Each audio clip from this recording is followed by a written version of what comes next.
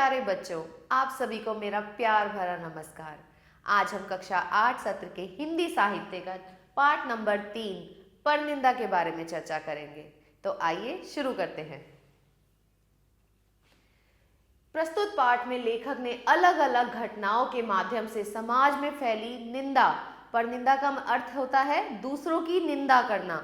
तो लोगों को आजकल इस काम में बहुत मजा आता है। दूसरों की निंदा करने में लोगों को एक अलग ही रस मिलता है। तो इसी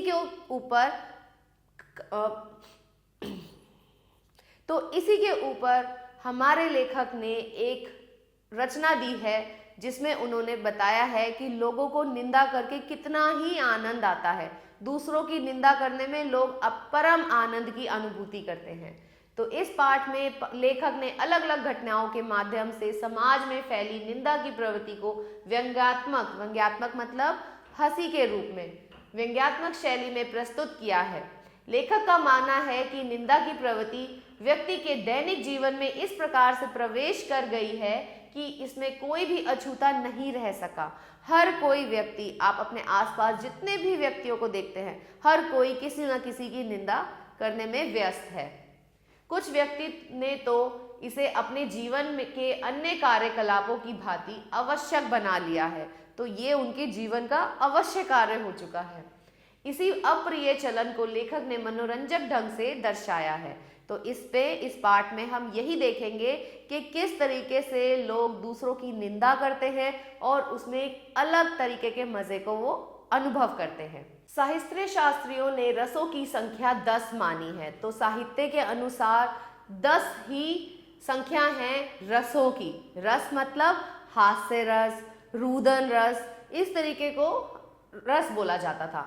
समय बदल गया है, पुरानी मान्यताएं आउट ऑफ डेट होती जा रही हैं। अब पुरानी वाली बातों को कोई मानता ही नहीं है। सब क्या कह देते हैं, ये तो आउट ऑफ डेट हो चुकी हैं।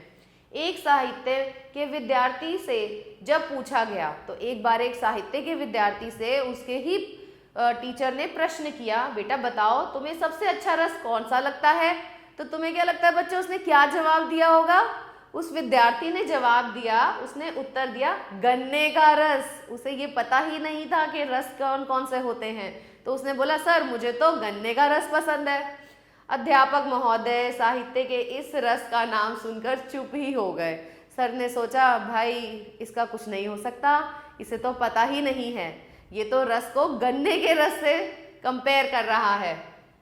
इस प्रकार यदि मुझसे पूछा जाए कि मुझे कौन सा रस सर्वश्रेष्ठ लगता है तो मैं कहूँगा निंदा रस। तो लेखक कहता है कि अगर मुझसे कोई पूछेगा कि सर आपको कौन सा रस अच्छा लगता है, तो मैं उसको कहूँगा दूसरों की निंदा करने का रस मुझे बहुत अच्छा लगता है। सच पूछिए तो अपना तो ये हाल है कि चाय ना मिले, भोजन ना मिले, सोने को ना मिले, कोई नुकसान नहीं भाई, इनमें से कुछ भी ना मिले तो कोई प्रॉब्लम नहीं है। लेकिन क्या मिलना चाहिए? निंदा रस। किंतु यदि दूसरों की निंदा करने का सुअवसर प्राप्त ना हो तो हमारा जीवन वीरान है, हमारा जीवन व्यर्थ है। दूसरों की निंदा करने में ही लेखक को परम सुख का आनंद अनुभव होता था। महंगाई के इस जमाने में यदि सबसे सस्ता एवं सरल मनोरंजन का कोई साधन बचा है तो वो है परनिंदा। तो ये एक ऐसा साधन है जिसमें पैसा खर्च करने की जरूरत नहीं है, आपको कहीं जाने की जरूरत नहीं है। एक व्यक्ति पकड़ो और उसके साथ लग जाओ दूसरों की निंदा करने में। इसके लिए ना किसी ऑडिटोरियम की आवश्यकता है, भाई कोई स्पेसिफिक जगह की जरूरत ही नहीं है, ना ही किसी अन्य उपकरण की, कोई आपको उपकरण नहीं चाहिए इस काम के लिए, ना निमंत्रण पत्र छपवाने की परेशानी, इसमें कोई परेशानी ही नहीं है, आपको निमंत्रण पत्र नहीं छपवाने हैं, ना सभा सोसाइटी बनाकर चुनाव करने की किल्लत, कोई बहुत सारे लोग भी नहीं चाहिए, ना मासिक चंदा, इस काम के लिए आपको चंदे की भी आवश्यकता नहीं है। कम से कम एक श्रोता अवश्य चाहिए, बस एक व्यक्ति चाहिए जो आपकी बात बैठ के आराम से सुने और आप निंदा रस का पूर्ण आनंद उठा सकते हैं। और आपको आराम से दूसरों की निंदा करते जाइए और परम आनंद लेते जाइए। समय में इसकी कोई पाबंदी नहीं है, भाई इसमें तो कोई पाबंदी ही नहीं है, चाहे सुबह से लेकर शाम लगा दो किसी की निंदा करने में। ताश के पत्ते नहीं हो तो ताश नहीं खेल सकते, भाई हर खेल खेलने के लिए उसके लिए उपकरण चाहिए, ताश खेलने के लिए ताश के पत्ते चाहिए, कैरम बोर्ड खेलने के लिए गीटियां चाहिए, स्ट्राइकर, कैरम बोर्ड भी तो चाहिए। लेकिन परनिंदा एक ऐसा खेल है जिसमें कोई चीज नहीं चाहिए, इसमें कोई बाधा नहीं होती। खेल में राजा और रंग का भेद नहीं माना जाता। ये एक ऐसा खेल है जिसमें राजा की भी निंदा की जा सकती है, रंग की भी निंदा की जा सकती है, तो इसमें राजा और रंग का भी कोई भेद नहीं है। परनिंदा के खेल को सभी खेल ही नहीं सकते खेलते हैं। तो आजकल आज का युग ऐसा हो गया है कि हर कोई व्यक्ति दूसरे व्यक्ति की निंदा करने में व्यस्त है। सभी को अच्छा लगता है। परनिंदा मीठी रोटी है, जिधर से तोड़ो उधर से मीठी। तो परनिंदा करने में आपको एक अलग ही रस आता है। दूसरे की जब आप निंदा कर रहे होते हो तो आपको एक अलग ही आनंद की अनुभूति होती है। सुनने वाला भी मग्न है, निंदक भी रसलीन है। तो सुनने वाले को भी मजा आ रहा होता है और कहने वाले को तो वैसे ही मजा आ रहा होता है। निंदा रस के उद्गम तथा विकास पर कोई शोध ग्रंथ मेरे देखने में नहीं आया। तो लेखक कहता है मुझे नहीं पता कि इसकी उत्पत्ति कब हुई है, कब से ये शुरू किया गया।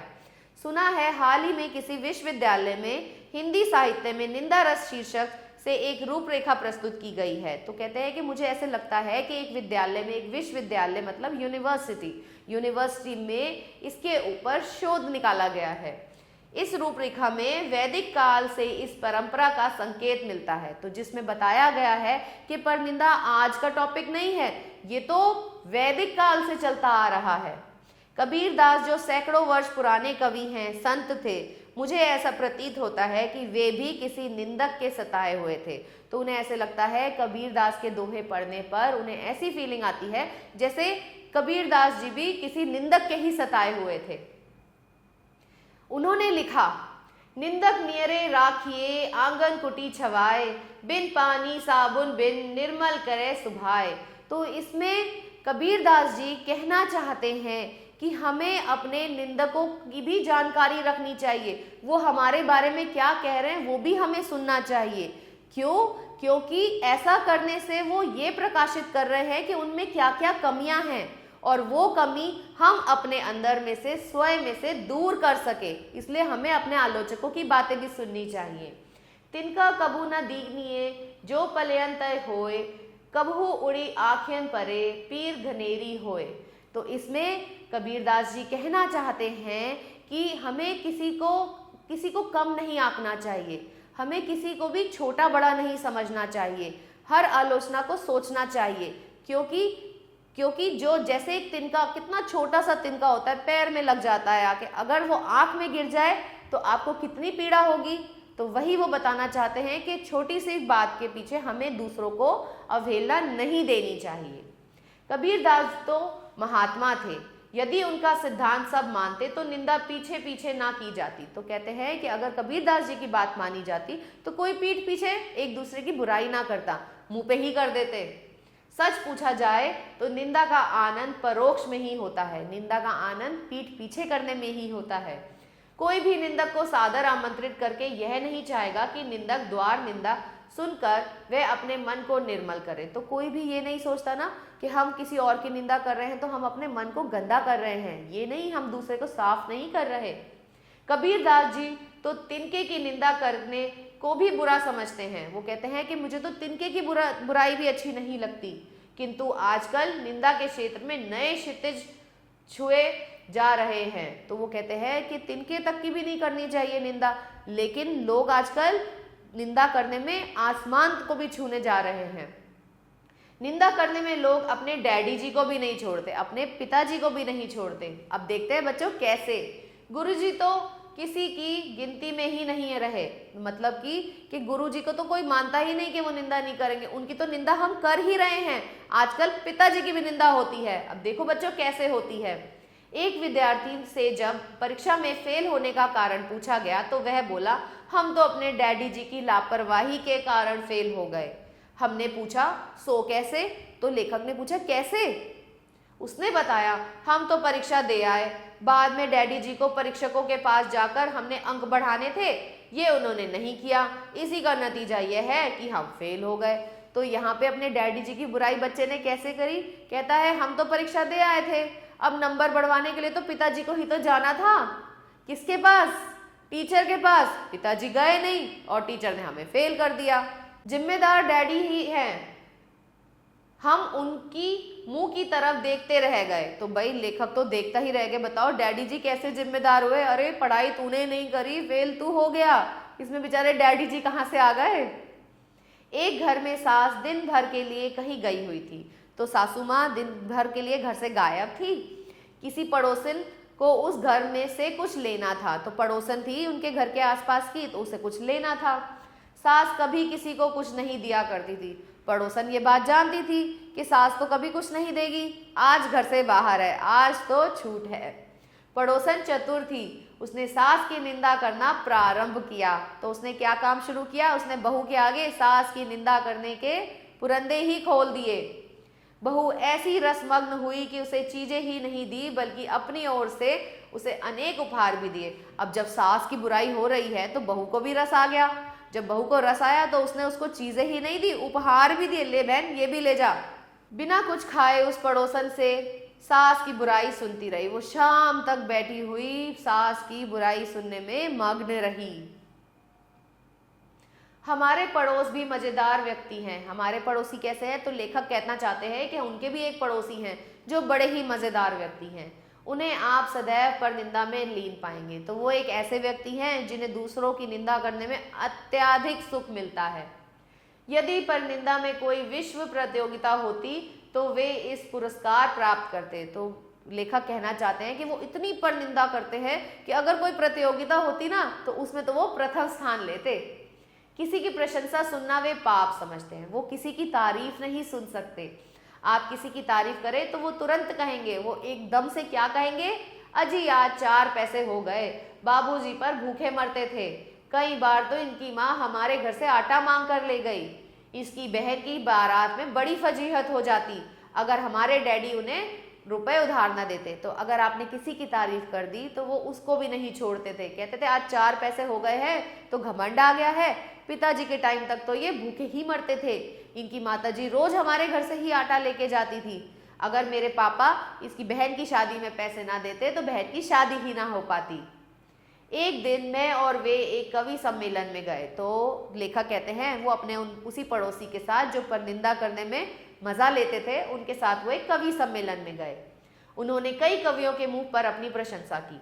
तो वहां जाकर तो उस पड़ोसी ने क्या किया, जो जो कवि सामने पढ़ रहा था उनके मुंह पे कहा, अरे अजी आप बहुत अच्छा करते हैं, अजी आपका काव्य बहुत अच्छा है, सबको बहुत तारीफ करी। लौटते में उन्होंने सभी कवियों का अभिनंदन करना शुरू किया। और जब वापस आ रहे थे अब तो कोई कवि नहीं था। कौन थे? लेखक साहब थे। तो उनके सामने उन्होंने सबकी निंदा करनी शुरू कर दी। उनकी दृष्टि में कोई बनता बहुत था। कह रहे एक ये देख, ये कोई कवि था, ये तो बहुत ही बनता था। किसी की आवाज रेखने जैसी थी। कहते इसकी कोई आवाज थी, कैसी गंदी सी आवाज थी। किसी की सूरत पर 12 बज रहे थे। ये कोई कवि है, इसकी तो सूरत पे 12 बज रहे थे। किसी ने किसी दूसरे कवि के भावों का अपहरण किया है। उन्होंने कहा कि इस कवि ने तो दूसरे के भाव चुरा लिए हैं। बहरहाल उन्होंने जमकर सबकी निंदा की, सबको निंदा करके उन्होंने किसी को भी नहीं छोड़ा। मैं अनुभव कर रहा था कि जिस समय वे निंदा करने में मग्न थे उन्हें ऐसा आनंद आ रहा था मानो बड़ी रकम की लॉटरी उनके नाम से निकल आई हो। तो मतलब उन्हें इतना रस आ रहा था, इतना आनंद मिल रहा था इन कवियों की निंदा करने में कि उन्हें ऐसे प्रतीत हो रहा था जैसे उनकी कोई लॉटरी निकल आई हो। उनकी बैठक एक प्रकार से परनिंदा भवन थी। तो मतलब वो जहां पे भी बैठते थे वहां ऐसे लगता था बस निंदा ही निंदा करते हैं वो दूसरों की। शाम को अन्य निवेदक भी वहां पधारते थे। एक संगीत समारोह के संयोजक उनकी बैठक में आए। तो शाम के टाइम पे सारे के सारे लोग इकट्ठे होते थे। तो उसी शाम एक संयोजक उनकी बैठक में है। संयोजक वो होते हैं जो प्रबंध करते हैं। मैं भी उस दिन वही था। तो संयोगवश लेखक भी वही थे।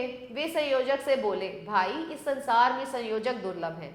तो वहां तो संयोजक के मुंह पर तो वो उसकी तारीफ करते हैं, कहते हैं भाई आपका काम तो बहुत ही मुश्किल है, आप तो बहुत मुश्किल से मिलते हैं, धन्य हैं आप जो दूसरों के मनोरंजन के लिए ऐसा करते हैं। तो आप लोग तो बहुत ही महान हैं जो लोगों के मनोरंजन करवाते हैं, लोगों को मनोरंजन प्राप्त करवाते हैं।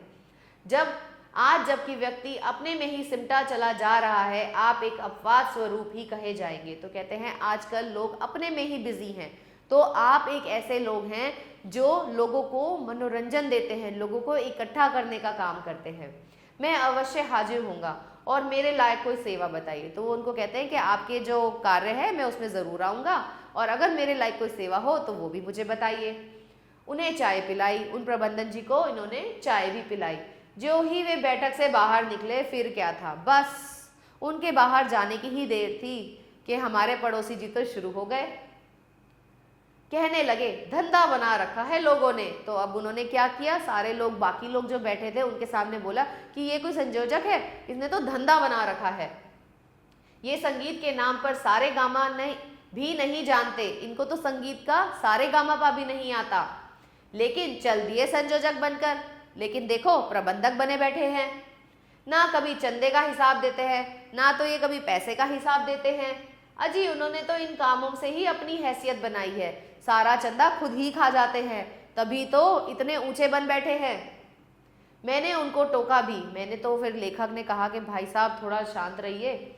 भाई साहब उनके सामने तो आप उनकी इतनी तारीफ कर रहे थे और उनके जाते ही उन पर पिल पड़े। तो लेखक ने उनको कहा कि सर आप तो अभी बहुत तारीफ कर रहे थे उनकी, अब क्या हुआ, अब तो आप उनकी ही निंदा किए जा रहे हैं। उन्होंने बड़े भोलेपन से उत्तर दिया, यार बुराई करने का मजा तो पीठ पीछे ही है ना। तो पड़ोसी जी कहते हैं भाई बुराई करने में मजा तो तभी आता है ना जब आप किसी की पीठ पीछे निंदा करें। सामने तो मूर्ख कहते हैं और हमें हमारे कहने से क्या होता है। कहता है कि सामने अगर हम उसको बोल देंगे तो लड़ाई हो जाएगी, हम मूर्ख कहलाएंगे, और हमारे कहने से होता भी क्या है, लोग मजे उड़ाएं और हम जबान से भी ना कहें। तो लोग कहते हैं कि भाई लोग तो मजे ले लेते हैं, हम अपनी जुबान से भी ना कहें किसी की निंदा। मैं ये अनुभव किया कि वे जब किसी की निंदा करते हैं तो तटस्थ भाव से करते हैं, तो मतलब उच्चतर भाव तक पहुंच जाते हैं, सबसे ऊपर वाले भाव तक वो पहुंच जाते हैं जब वो किसी की निंदा करते हैं। आवश्यक नहीं कि जिसकी वे बुराई कर रहे हैं उसे वे नाराज हो। तो ये भी जरूरी नहीं है कि वो जिस बंदे की बुराई कर रहे हैं उससे वो नाराज हो।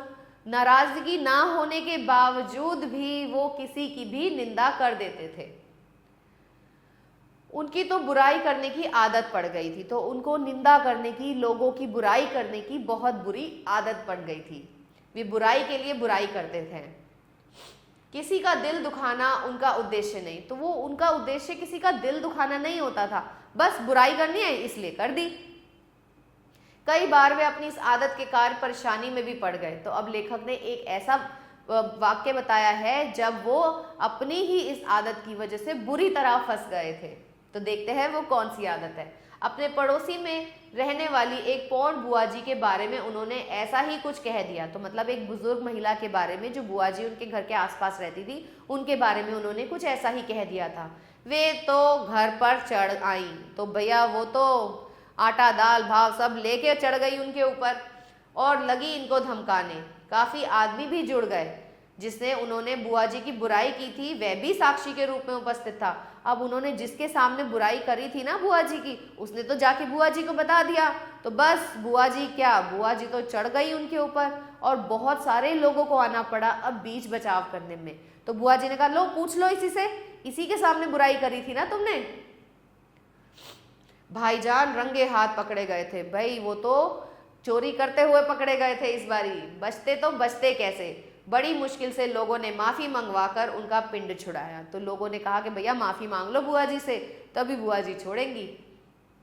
कुछ दिन तक सावधानी बरती। भाई अब तो उनको डर लग गया पड़ोसी जी को, तो उन्होंने कुछ दिन सावधानी बरती।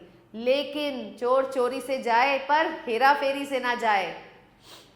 फिर वही रफ्तार, फिर से उन्होंने वही काम शुरू कर दिया। एक दिन ऐसा हुआ कि वे सार्वजनिक रूप से अपनी सास की निंदा कर रहे थे।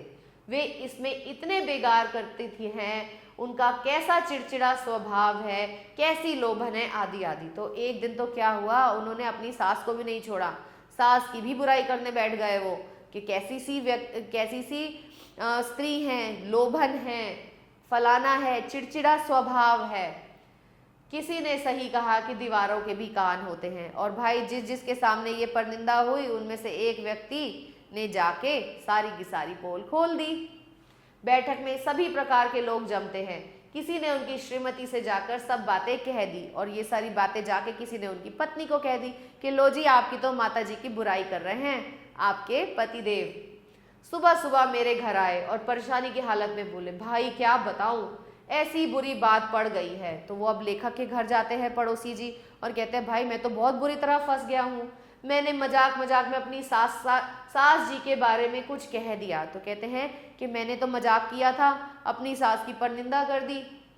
किसी भिड़ाने वाले ने और नमक मिर्च लगाकर श्रीमती जी से कह दिया, तो नमक मिर्च लगाकर और बातचीत बढ़ा बढ़ू के किसी ने जाके मेरी पत्नी जी से सारी बात कर दी।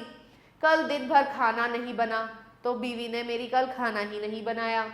शाम को उन्होंने सब सामान भी पैक कर लिया, उन्होंने तो अपना बोरिया बिस्तरा भी निकाल लिया और मायके जाने की तैयारी कर रही हैं।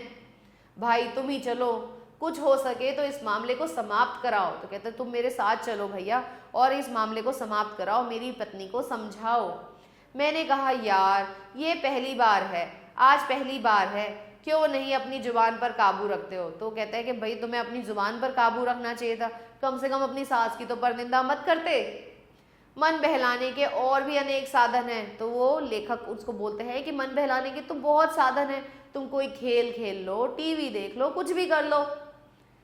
क्या दूसरे की निंदा करने के अतिरिक्त तुम्हारा मनोरंजन और कोई साधन नहीं हो सकता? कि सिर्फ एक यही साधन रह गया है तुम्हारे मनोरंजन के लिए? भाई मर्द का कोई मामला होता तो मैं चलता, मियाँ बीवी के झगड़े में नहीं पड़ूंगा। तो वो कहते हैं कि अगर कोई आदमियों की बात होती तो मैं जरूर चलता, लेकिन पति पत्नी के मामले में मैं नहीं बोलूंगा। इतने बाल मेरे सिर में नहीं हैं, इतनी मेहनत मैं नहीं कर सकता। बहुत मिन्नत करने पर मैं उनके साथ चला गया, लेकिन पड़ोसी जी हाथ पैर जोड़ने लग गए, तो फिर लेखक को साथ जाना पड़ा। श्रीमती जी के चेहरे पर ऐसी लाली थी जैसे कि जेठ के मास की दोपहर में सूर्य की होती है। तो वो तो भड़की बैठी थी, उनके तो गाल लाल हुए पड़े थे। और वो गाल कैसे लाल थे? जैसे कि गर्मियों में सूरज की गर्मी होती है, वैसे ही जैसे सूरज लालिमा देता है वैसे ही लाल हो रखे थे उनके गाल। मैंने कहा भाभी जी नमस्ते। तो लेखक जाते हैं और भाभी जी को कहते हैं नमस्ते। उन्होंने बड़े ही औपचारिक रूप से नमस्ते कहा। मेरी हिम्मत नहीं पड़ रही थी। तो लेखक कहते हैं कि उन्होंने भी नमस्ते का जवाब नमस्ते से दिया, लेकिन बहुत ही अनौपचारिक रूप था। समझ में नहीं आता था कि बातचीत किस ढंग से शुरू की जाए। खैर साहब, किसी प्रकार मैंने साहस करके बातचीत प्रारंभ की। तो लेखक ने अपने अंदर का साहस बटोरा और बातचीत करना शुरू किया। वो तो भरी बैठी हुई थी भाई, अंदर तक भरी हुई थी, गुस्से से उबल पड़ी, एकदम से फटी पड़ी। आखिर बूढ़े होने के आस, अब तक तो बाहर वाले की निंदा ही किया करते थे, अब घर वालों का भी नंबर आ गया है। तो वो कहती है कि मैं क्या करूं भाई साहब, आप ही बताइए। अभी तक तो सिर्फ बाहर वालों की ही निंदा किया करते थे, लोगों की ही, दूसरों की ही बुराई किया करते थे, अब तो घर वालों का ही नंबर लगा दिया है इन्होंने। क्यों कोई अपने माँ बाप की बुराई सुनेगा? कोई अपने माँ बाप की बुराई कैसे सुन लेगा? और वह भी बिना किसी कारण के। और जब मेरी माँ ने कोई बुरा काम किया ही नहीं तो मैं उसकी बुराई कैसे सुन लूं? भाई साहब, नित्य ही निंदा करने के कारण इनकी दुर्गति होती है। हर बारी ये फंस जाते हैं, लोग इनको पकड़ लेते हैं निंदा करने के लिए। और ये है कि इस आदत को नहीं छोड़ते, लेकिन ये इस आदत को छोड़ ही नहीं रहे हैं। अब तो पड़ोसियों ने भी बोलचाल बंद कर रखी है, तो इवन पड़ोसी भी बात करना छोड़ चुके हैं। क्यों? क्योंकि ये सभी की निंदा करते हैं, जिसकी देखो बुराई। मेरे बहुत समझाने बुझाने पर इनका गुस्सा उतरा। तो फिर क्या हुआ कि लेखक ने बहुत समझाया बुझाया भाभी जी को, तो फिर भाभी जी शांत हो गई।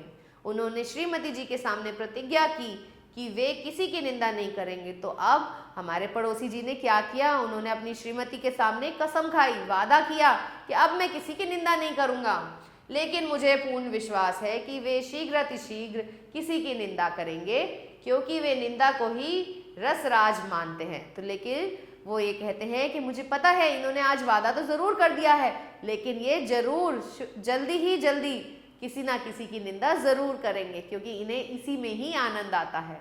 तो इस पाठ के रचयिता है बरसाने लाल चतुर्वेदी जी। तो इस पाठ का उद्देश्य क्या है बच्चों? शिष्टाचार तथा नैतिकता के गुणों का पालन करने के लिए प्रेरित करना, कि हमें किसी की बुराई नहीं करनी चाहिए, हमें अपने व्यवहार को शिष्ट रखना चाहिए, नैतिकता से हमें आगे बढ़ना चाहिए। आइए बच्चों इसका अभ्यास करते हैं। बहुविकल्पीय प्रश्न। बहुविकल्पीय प्रश्नों में बच्चों आपके पास एक OMR शीट है जिसके अंदर आपके पास सर्कल्स हैं। इन सर्कल को आपको अच्छे से भरना है। जिसका भी उत्तर करेक्ट है उसको आपको अच्छे से भरना है। कौन से रंग के पेन से? नीले और काले रंग के पेन से। तो देखते हैं पहला प्रश्न। सास की निंदा करने पर बहू ने पड़ोसन के साथ क्या व्यवहार किया? तो उन्होंने क्या किया? उन्होंने उसे उपहार देकर विदा किया। तो उत्तर है बी। तो आप क का बी पार्ट सर्कल करेंगे। किसकी बैठक पर निंदा भवन थी? किसकी थी? लेखक के पड़ोसी की। तो उत्तर इसका भी है बी। तो आप ख के लिए बी को ही अच्छे से डार्क करेंगे। ग, लेखक के पड़ोसी क्या निवेदन करने के लिए लेखक के घर आए थे? क्या निवेदन लेकर आए थे? कि मेरी पत्नी मायके जा रही है, उसे रोक लो। पत्नी से सुलह कराने के लिए। तो इसका उत्तर है अ। पड़ोसी की अपनी पत्नी से किस कारण लड़ाई हुई थी? बताओ बच्चों, ये तो सबको पता है, पत्नी की मां की निंदा करने के कारण। सो उत्तर है इसमें भी घ का उत्तर है अ। ड, पड़ोसी ने अपनी पत्नी के आगे क्या प्रतिज्ञा की थी? ये तो अभी हमने पढ़ा है। उसने क्या प्रतिज्ञा की थी? कि अब मैं किसी की निंदा नहीं करूंगा, किसी की निंदा नहीं करेंगे। तो इसमें भी अ पार्ट आएगा। रिक्त स्थान भरिए। रिक्त स्थानों की पूर्ति कीजिए। उन्होंने बहुत ही डैश रूप से नमस्ते कहा।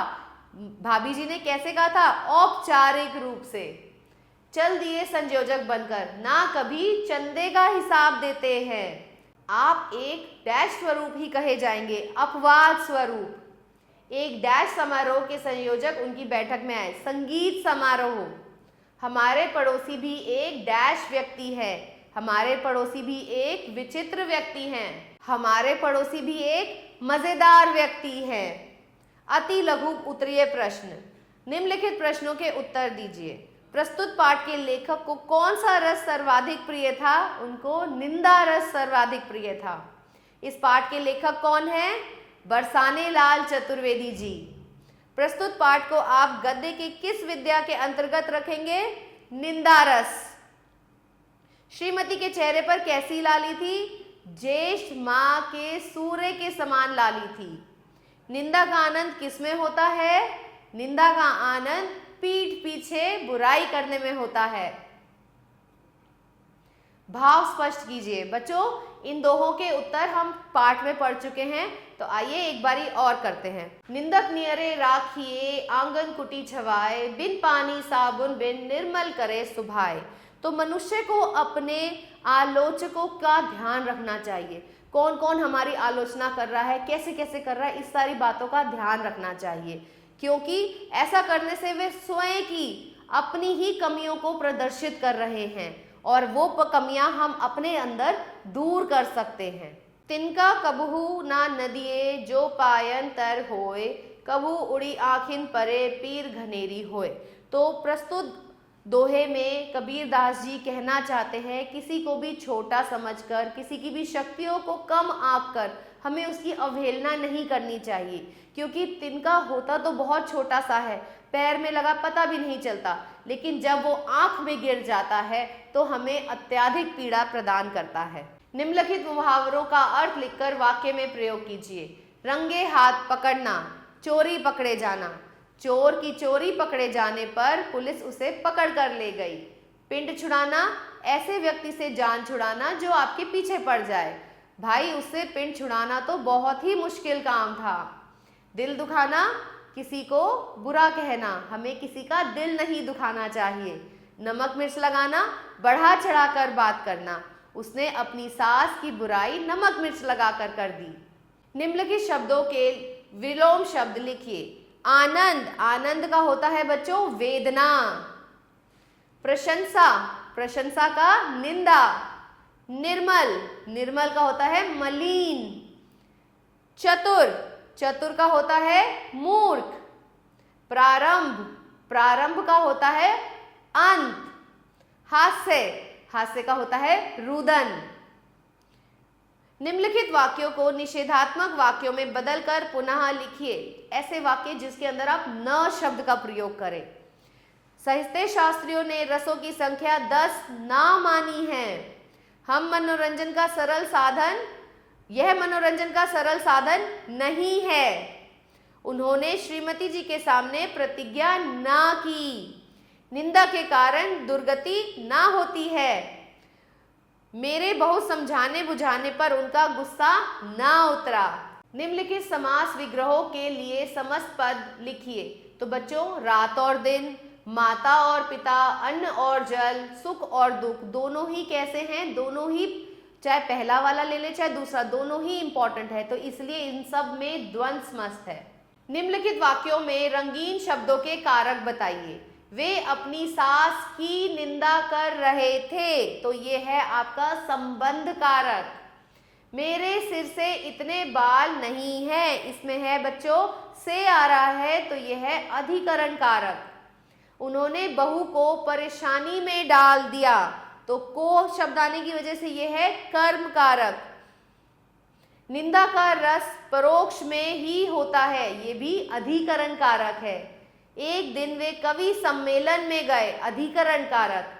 रोहित स्कूटर से कर्ण कारक। बच्चों, आशा करती हूँ आप सभी को यह पाठ अच्छे से समझ आ गया होगा।